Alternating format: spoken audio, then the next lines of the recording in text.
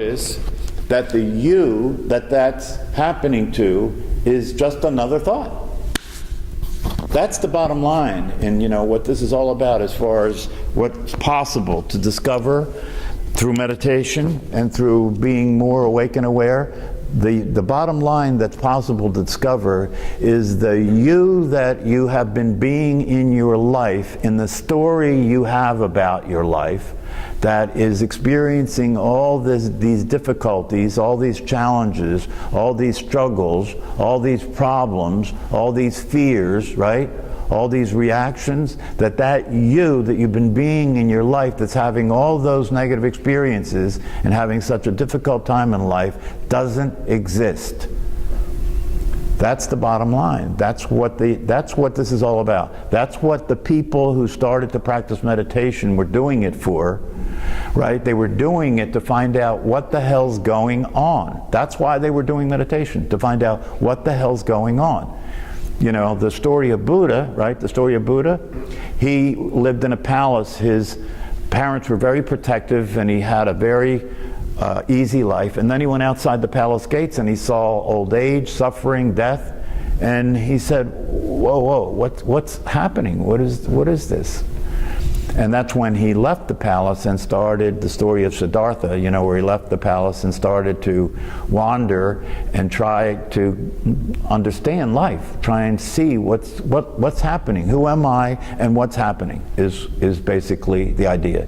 And this is something that this is the first step in waking up. This is the first step in a spiritual path, is for you to ask, who am I and what's going on?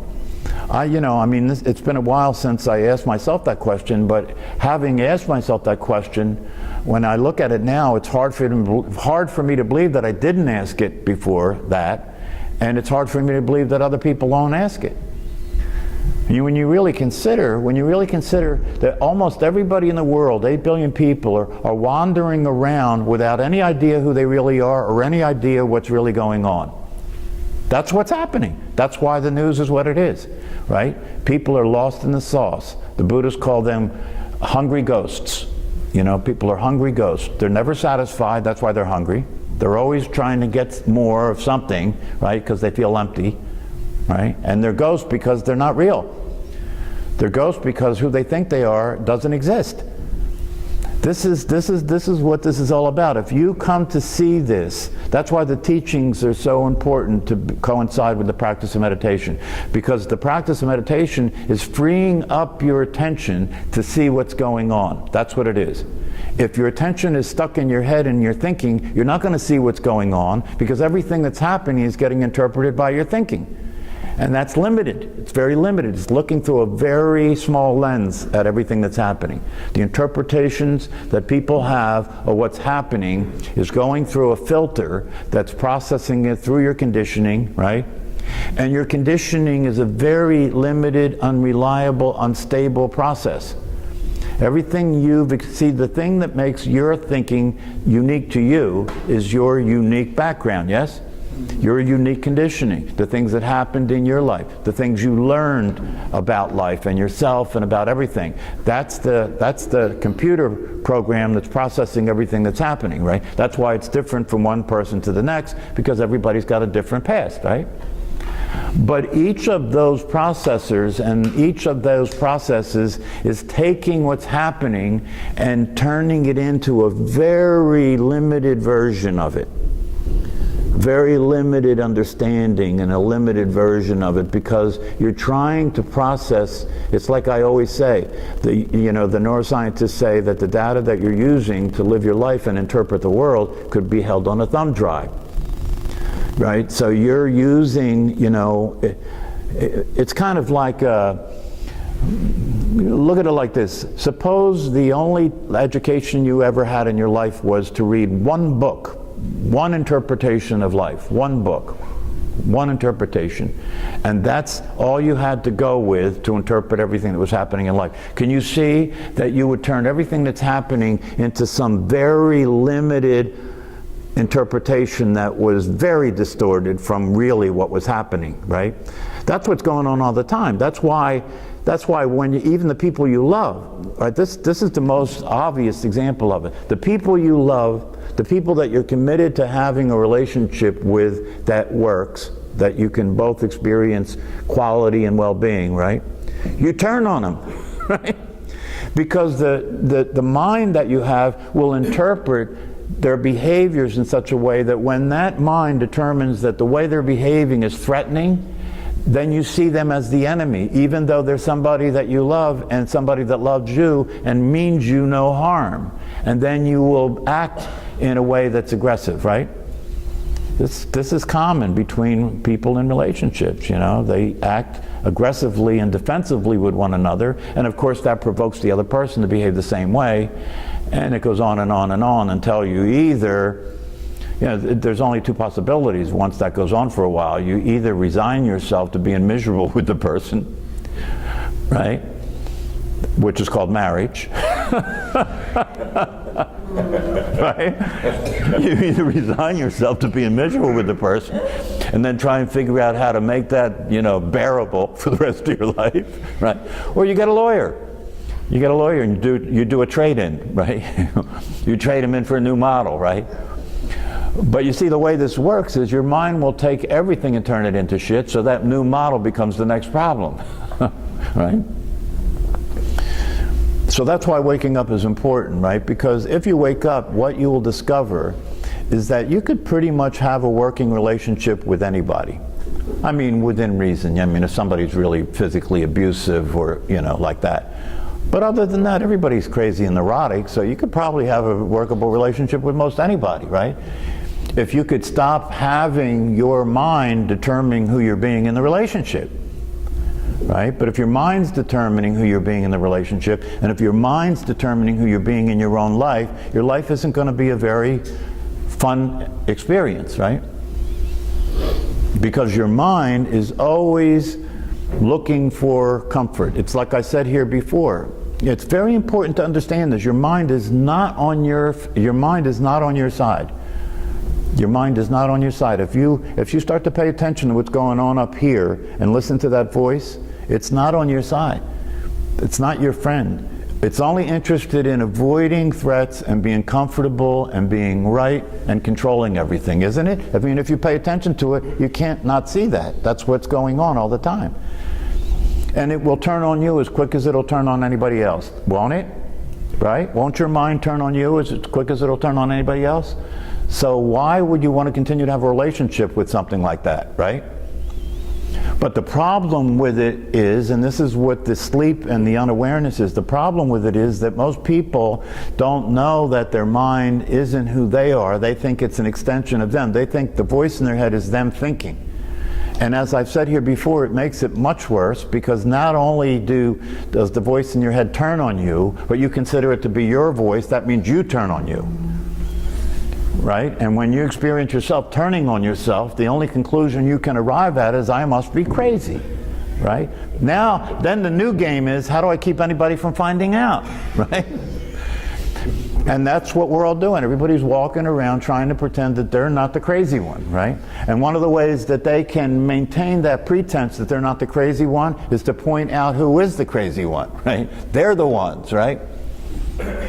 And one of the other ways that we maintain our insanity is to have leaders who are crazy, so that we can consider ourselves sane because they can't be crazy, they're the leaders, right? And if you look at, what's going on today in the world, that's obvious, right? People are following craziness, and it's not it can't be craziness, If the flock's all flying in the same direction, it must be the right direction, right? If you wake up, one of the things you realize is that's not at all the case. The flock is not flying in the right direction, and that's no reason to follow it. And the other way that I talk about this is to say, like, it's a herd of cattle running toward a cliff. And people run in the herd just because the herd must know what they're doing, right? Everybody can't be crazy. Yes, they can. They are. So it's common, in a way it's funny, but in a way it's sad, right? That, that the majority of humanity is in a state of confusion, right? Because they don't know who they really are. They're in a state of insanity because they're limited by a state of mind that is only interested in very few limited things, and it causes the behavior of the people that are in that state of mind to be very limited and reactive and destructive. And it's very important to begin to understand this and see this. Your mind is not your friend. If you want to meditate, you've got to win the battle with your mind, because your mind is not interested in meditation. You try and establish a meditation practice and you'll see what I mean, right? You'll see what I mean. And what you have to understand is, when it's time to meditate and the voice in your head says, oh, you really have too much to do today, it's been a long day, you're tired, better not do it now, do it later. If at that time you don't know that that's your mind and you think it's you, you're done. You're done. That's the end. You're not going to meditate, right?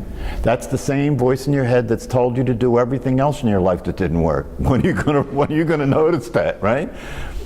I mean, one of the things I used to say to the guys in prison when I worked in prison, you know, because they all were going around, you know, pointing the accusing finger to everything and everybody where that was the cause and the reason why they did what they did, right? And I said to them, I said, you know, let's take a look here. Look back in your life at all the things that happened that didn't work, that you got in trouble, that you got arrested, that you got in jail, that you got beat up, that you killed somebody, that somebody killed somebody, that, you know. Go back and look at all those things. Different situations, different times, different places, different people, right? The one thing that wasn't different is you were always there. It starts to become suspicious, right? And that's true for all of us, right? If you look back in your life at all the things that didn't work, that you have accused other people of being responsible for, right? The thing about it is that in all those situations, there was only one constant, and that was you. Because, you know, when you really look at it, you know, if you look back at your failed marriage, or if you look back at your failed relationships, or you look back at, you know, any situation that didn't work, if you really look at it realistically, you could see that you made a choice to be there, right? Nobody had a gun to your head. You made a choice to be there. You made a choice to do what you were doing. And then when it didn't work out, you know, then it all of a sudden it had nothing to do with you. So when you wake up, one of the things you discover by being awake is that the way to have your life work is to take responsibility for who you are and what you're doing. That's how you have your life work, because then when you're looking at everything, you're looking at everything from the point of view of being the cause of what's happening. Very powerful point of view. You know, one of my teachers said that responsibility, right? Responsibility, if you look at the word responsibility, response-ability. The ability to respond. Responsibility, the ability to respond. So your ability to respond, and to respond accurately and effectively in order to generate the results that you want to have in your life, is a function of your being willing to see yourself as the source. This is very high teaching, right? To be able to be willing, just to be willing. You don't have to, it doesn't have to really make sense to you, right? But if you look at any situation in your life and you're willing to take the point of view that you're the source, you're the cause, and you're looking from there, you will see a different view than if you're looking from any other place. And the view you will see is a view that allows you to recognize what actions you could take, who you could be, that would make a difference. Because you have control over that, right? You don't have control over other people's actions, right? But you always have control over your actions. And so if you're looking at everything in your life from the point of view, who could I be, what could I do that would have my life work, you'll see opportunities for action that you wouldn't otherwise see, because you are considering what's going on to be a function of something other than yourself. Do you understand that? This is about, that's what happens when you wake up. You realize that although you have nothing to say about the thoughts you have or the feelings you have, right? You have nothing to say about the thoughts you have and the feelings you have. However, you do have say-so about what comes out of your mouth and what actions you take, yes? So that's why it's important to be awake and aware of what the voice in your head is saying and what your emotions are doing, right? Because if you follow them all the time, your life's going to suck. If you follow that stuff, if you follow the voice in your head and you follow how you feel, if you follow the mood you're in, if you follow the emotions you're having, you are going to be very ineffective, because that's reactive. That's reactive. It's unstable and it's unreliable. And if you wake up, that's one of the things that you want to see clearly about how life works. And so you have nothing to say about what you feel, you have nothing to say about what you think. But you do have something to say about what comes out of your mouth and how you behave. And if you can start to have what you're saying and how you behave be a function of what's really happening instead of a misinterpretation of it, which is thinking and feeling, if you can have what you're saying and doing be a function of what's really happening, and be aware of the difference between that and what you're thinking and feeling, and be responsive to that, your life's going to start to work. That's why people in high performance sports, right? I always use this as a reference because it's just true. People in high performance sports, they're not interested in what's going on in their head. They're not interested in how they feel when they're at bat, right? And not only are they not interested in that, they're not even interested in what they're seeing. And that's why after the game, they look at videotape and slow it down in slow motion to see what's really going on, right? And that's where they look to make adjustments, to see what's really going on, right? And if you wake up, that becomes a possibility. You can begin to see what's really going on instead of your thoughts about it, instead of the way you feel about it, right? Instead of your viewpoint about it, you can begin to see the difference between that and what's really going on. And that makes you powerful, right? Because if it allows you to be in touch with reality. It allows you to be in touch with the truth. And it allows you to experience yourself in a way where it becomes possible to be happy. Because when you wake up and you see things the way they really are, you realize that your happiness is a function of allowing yourself to be who you are. Let me repeat that. Your happiness is a function of allowing yourself to be who you are. Meaning that who you really are, not the person that you thought you were, not the thinker of your thoughts, right? Not your history, not your story, but who you really are is the awareness itself. Right? The awareness itself. And that awareness is naturally happy. Has no reason. See, watch. That awareness has no reason not to be happy. Right? Because awareness, if you pay attention to awareness, if you become familiar with awareness, you will notice that awareness is not affected by anything that occurs in it. The sky is not affected by what's happening in it, right? So does the sky have any reason to be upset? So the sky is a very good analogy to awareness, right? Everything that happens in the sky doesn't affect the sky, right? An analogy for who you are as awareness is like the sun. The sun is always shining, right? Isn't it true? The sun is always shining. Even if it's raining, even if it's cloudy, even if there's a hurricane, the sun is still shining, right? The question, and if the sun is an analogy for who you are as awareness itself, the question is, when it's cloudy, like cloudy meaning when you're in a bad mood, right? When it's cloudy, when there's a thunderstorm, like when you're upset, right? Can you still experience that the sun's out? Can you still experience the awareness that you are? If you can experience the awareness that you are, any storms that happen in your sky will not affect who you are. Do you get the connection? And that's a real possibility. That's why the people who practice meditation and wrote all these teachings down, that's what they were up to. They were up to discovering the possibility that in spite of my circumstances, in spite of the reality of the changing impermanent life that I exist in, that I don't have to be subject to that. My body may get old, but I don't get old. Do you understand? If you get free from identifying yourself with thinking and feeling and physical body and so forth, then you get to experience that while my body gets old, I don't ever age.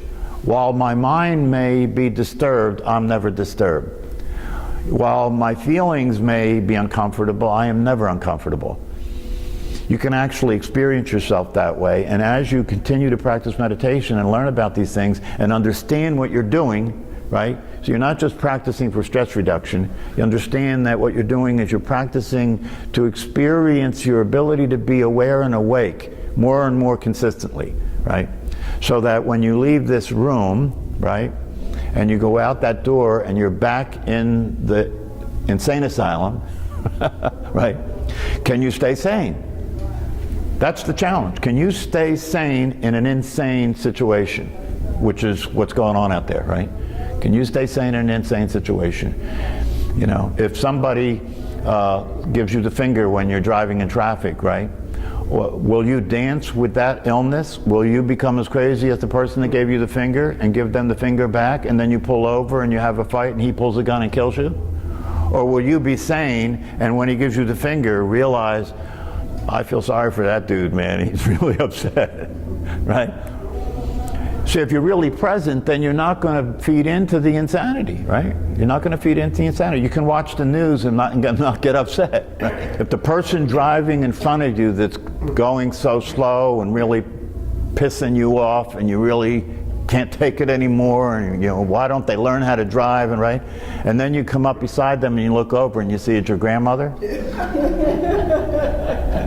See, but this goes to show you the way the mind is, right? It shows you the way the mind is, right? Just the mind can turn on a dime like that, can it? It's like I said here before, you know,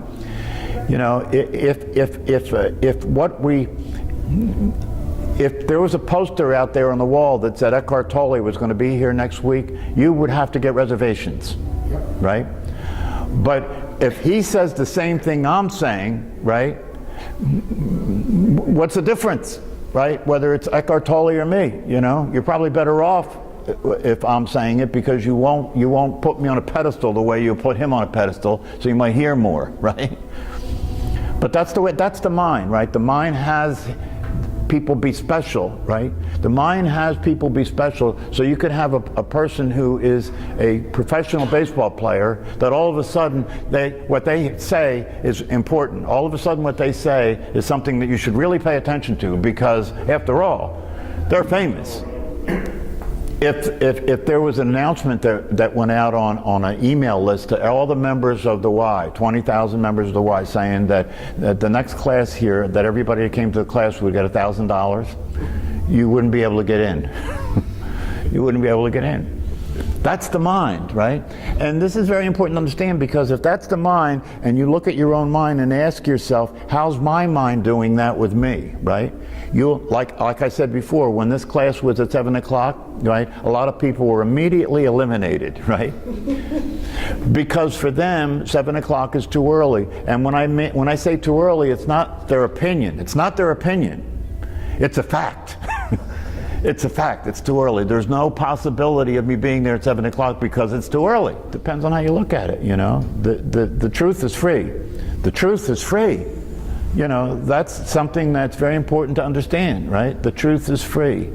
It's available all the time. The truth about who you are is available to you at all times, under all circumstances. The truth about who you are is available to you all times, under all circumstances. And if you understand that and you see that, then the name of the game is there any circumstance that I can't remember that and allow myself to fall back into the truth of who I am as awareness? So that's the real challenge, you know. Fine, you know, if you practice meditation, are you practicing meditation with an interest in it fulfilling the possibility that it is? The possibility that it is that the freedom that's available when you unconnect yourself from the thoughts and you unconnect yourself from the physical sensations and the story and the emotions, the freedom that's available is available at all times. So can you continue to meditate with a willingness and an interest and being familiar with what it feels like to be what you are, so that you can start to reorient yourself to be that when you're out there in the world? So when you leave here, you know, I challenge you, when you leave here, watch. When you leave here and you walk out there, between here and your car and between your car and wherever you go, watch the mind click in. It's inevitable, right? It's going to happen. It's going to click in. It's going to think about what's going to happen for the rest of today, right? It's going to think, maybe it'll reflect on what happened last night or some other time. It'll pay attention to what you're concerned about. It'll pay attention to what you're worried about. It'll pay attention to what you're afraid of, right? That's what your mind's going to do. You have no say-so about that. The question is, are you going to notice that that's what it's doing? Or are you going to identify with it and just have it be that that's your normal, everyday you thinking? That's where you go to sleep. That's the dream. The dream is that you think the voice in your head is you thinking. That's the dream. And when you think that's the case, what it thinks appears to be real. Doesn't it? When you think you're the voice in your head and it's just you thinking, what it thinks appears to be real. Feels real. It feels real. That's right. Yeah, because if it feels real, because if you perceive me to be a bear, right? This is an analogy, right? Because most people perceive most things that appear to them to be threatening that are not threatening, because you're fear-based. Your mind's fear-based. If you perceived me to be a bear, then you're going to get scared, whether I'm a bear or not, right? So when you wake up, you begin to see all the threats in your life that aren't a threat. All the threats in your life that aren't a threat. You know, for example, if somebody starts to disagree with you, watch. See, if somebody starts to disagree with you, you start feeling threatened and you start getting defensive, or you might get aggressive, right? They're just disagreeing with you. There's no threat. They're not going to kill you. But the mind reacts to disagreement as if it's a threat to your survival. And so without understanding what's going on, you start feeling defensive and aggressive, don't you? Yes. When somebody disagrees, they're just disagreeing with you. If you could just get over that, you could get along a lot better with most people, right? I mean, I've had people come to work with me in couples therapy, and I say to them, look, here's something that if you put this to practice, if you put this into practice, it'll alleviate a lot of your problems, right? And they say, what? You both don't think the same way, do you, right? You both don't see things the same way, do you? You don't agree with each other a lot, right? Can you accept that? Can you accept the other person is different than you, that they think different, they feel different, they see things different than you? Can you accept that? Instead of resist it, instead of fight with it, instead of argue about it, right? Why do you think that your point of view is the right point of view? Do you ever consider that may not be true? Right? Not only is it not true, but it is the truth that nobody's point of view is the right point of view. There's no such thing as the right point of view. All there is different points of view, right? So if you, and one of the things that I say to couples when we're doing this work is, look, you can disagree with her and she can disagree with you, right? And you can accept that. You don't have to agree with the other person. You don't have to like what they think. You can think they're crazy, right? And you can have it be okay, right? You don't have to pay. You're not paying the tolls. Even if somebody's somebody that's very close to you in your life, right? And the way they see things is very distorted. You might be seeing it clearer than they see it, right? But you don't have to suffer for what they're saying is wrong, do you? In fact, if you don't argue with them and you don't try and make them wrong and you don't try and change them, maybe they'll notice for themselves that the way they see it is distorted, yes? But if you try and change them and make them wrong and tell them they should see it differently, they'll resist you and hold on to their point of view even if it causes suffering. This is common craziness, common craziness. So meditation, one way of just talking about meditation is practicing going sane, practicing being sane, practicing being aware instead of thinking. You know, practicing being aware instead of just feeling your way through things. Practicing seeing things the way they really are instead of an interpretation of the way they are. So, you know, just coming to this class and sitting for 30 minutes and participating in this process of learning and practicing, to do that, and this is something that I've been saying recently, to do that consistently will make a difference, because you keep getting exposure. Do you know what I mean? It's kind of, you keep getting doses. You keep getting doses, right? It's like you got cancer and you're coming here for your chemo, right? You keep getting doses, right? And eventually things that you thought were confusing start to become clear. That's the way it works. Eventually you begin to notice a difference in your life, like Steve has shared. You know, you begin to notice situations that you've been in the past look different than they did. You begin to notice you feel different. And if you stay in the process, the day will come when you will find yourself in your life in situations that normally caused you to be anxious, upset, worried, concerned, angry, whatever, and you're not feeling that way. That's evidence that you're waking up, right? That you wake up and you realize, wow, I have no reason for feeling this way and I'm happy. That's a natural experience of who you are, right? I have no reason to feel this way and I'm happy. Or I'm in difficult you know, here, yesterday, I bought a flat screen TV for my wife, right? I brought it home. Not for you, huh? No, it really wasn't for me, it was for her. I don't watch TV that much. She watches a lot of movies and all that jazz. So I bought her this nice TV, flat screen TV, smart TV, the whole 9 yards. Brought it home, set it on the bed to put the legs on it, right? And the cat jumped on the screen and cracked it. And you know, there was a time when that would have ruined my day. I would not be able to stop thinking about that, and I would chase that cat down, right? But that happened, and it was like, boop! You know, I had an upset that came up, right? And I saw it, and I realized, okay, and it just dropped. It was over that fast. It was over that fast. Like when someone stole your iPad from you. That's right. That happened here. Somebody stole my iPad, right? But this is what happens, is you begin to experience your ability to be present to things in such a way, when something happens, you realize it's already happened, there's nothing I can do about it, and you can just let it go. Instead of having that ruin the rest of your day, the rest of your week, the rest of your month, the rest of your life. Okay, see ya. Thank you. Very good. Very good.